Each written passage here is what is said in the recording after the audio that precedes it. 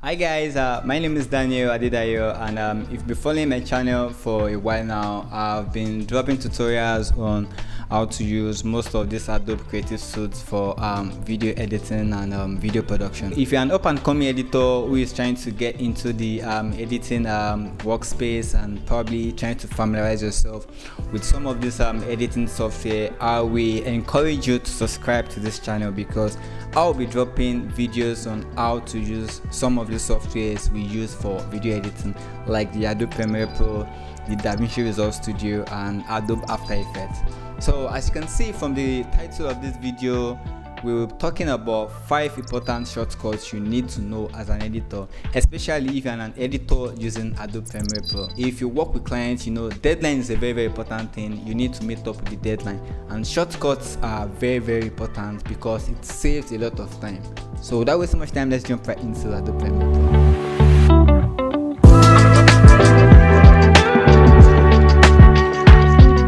So the first shortcut we're looking at is using the letter Q on your keyboard. What does this letter do? It trims your clip at the beginning of your playhead. So I'm right inside Adobe Premiere Pro, and this is what we call our playhead. This thing that looks like a ruler. If I want to cut this particular part of our clip, all I have to do is press Q on my keyboard, and it's definitely going to get rid of this part, also closing up the gap. This is definitely going to save you a lot of time comparing to coming to where you have your toolbar and clicking on the razor tool, clicking on where you want to make the cut, going back to the selection tool, selecting the clip and deleting the clip. This is definitely going to slow down your edit. So using shortcuts will definitely help you to save a lot of time when you are editing.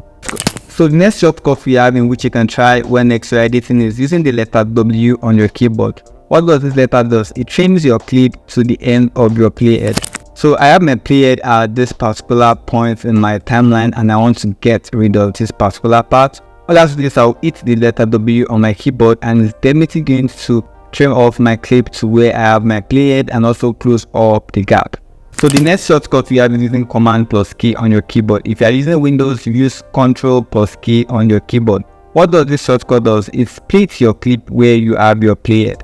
For example, if I want to split this particular clip where I have my playhead, all I have to do is use my Command plus key on my keyboard. It splits the clip exactly where I have my playhead. This is definitely going to save you a lot of time comparing to coming to the toolbar, selecting your razor tool, clicking where you want to make the split, and going back to select your selection tool to continue with whatever you are doing. Using the shortcut will definitely going to save you a lot of time. So the next shortcut is using Command plus R on your keyboard. So what do we use this shortcut for? We use this shortcut to quickly adjust our speed clip or the duration of our clip. So selecting your clip using Command plus R on your keyboard gives you this quick access to your clip and duration window where you can actually change your clip speed. Instead of you right clicking, going to speed and duration, using Command plus R on your keyboard or Control plus R on your keyboard is definitely going to save you a lot of time. So the last shortcut I have for you guys is using the Shift plus D on your keyboard. What do you use this shortcut for? So apply default transition to a selected clip. Is that your video or your audio clip?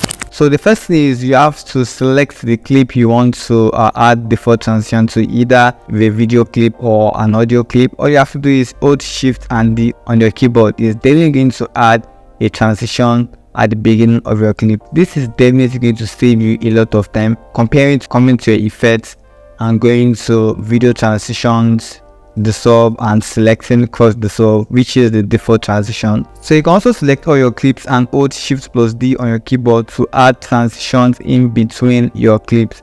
This is definitely going to save you a lot of time comparing to coming to the effect and start clicking on the cross dissolve and start putting it at the beginning and at the end of all your clips. This is definitely going to waste a whole lot of time. So using shortcuts will save you a lot of time when you are editing. So if you've been able to make it up to this point in this video, I would like to say a very big thank you, and please don't forget to subscribe and hit the like button. Let's grow this community together. Thank you, till we meet next time.